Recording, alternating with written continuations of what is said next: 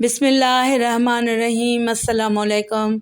امام احمد بن حنبل رحمۃ اللہ تعالیٰ علیہ کہتے ہیں، ایک بار راہ چلتے ہوئے میں نے دیکھا ایک ڈاکو لوگوں کو لوٹ رہا ہے۔ کچھ دنوں بعد مجھے وہی شخص مسجد میں نماز پڑھتا نظر آیا۔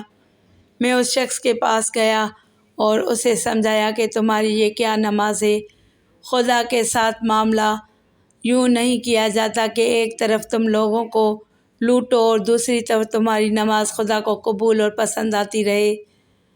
ڈاکو بولا، امام صاحب، میرے اور خدا کے مابین تقریباً سب دروازے بند ہیں۔ میں چاہتا ہوں کہ کوئی ایک دروازہ میرے اور خدا کے مابین کھلا رہے۔ کچھ عرصہ بعد میں حج پر گیا۔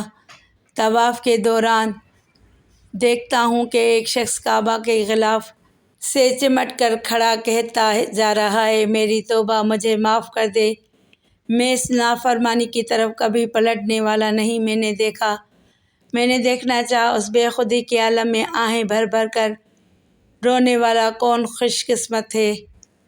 کیا دیکھتا ہوں، یہ وہی شخص ہے جسے میں نے بغداد میں ڈاکے ڈالتے دیکھا تھا۔ تب میں نے دل میں کہا، خوش قسمت تھا جس نے خدا کی طرف جانے والے سب دروازے بند نہیں کر ڈالے۔ خدا مہربان تھا جس نے وہ سبھی دروازے آخر کھول ڈالے۔ تو کیسے بھی برے حالات میں ہو، کتنے ہی گناہ گار ہو، خدا کے ساتھ اپنے سب دروازے بند مت کرنا۔ جتنے دروازے کھلے رکھ سکتے ہو انہیں کھلے رکھنے کے لیے شیطان کے مقابلے پر مسلسل زور مارتے رہنا اور کبھی ہار مت ماننا۔